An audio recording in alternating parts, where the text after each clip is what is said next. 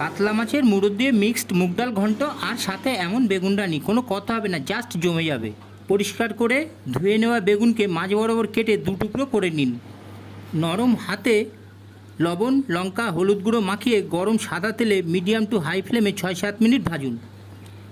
Butter মাখিয়ে 2 minute আরও ভেজে উল্টিয়ে দিন।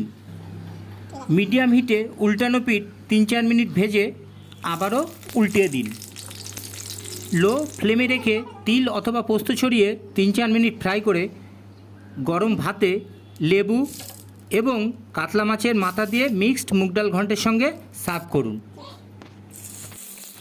এরকম মজাদার রেসিপি পেতে চ্যানেলটিকে লাইক, কমেন্টস এবং শেয়ার করুন। অনুষ্ঠান বাড়ির প্রথম পাতে পরিবেশন করা কাতলা মাছের মাথা দিয়ে মিক্সড মুগ ডাল ঘন্টের রেসিপি পেতে চ্যানেলটি সাবস্ক্রাইব করুন।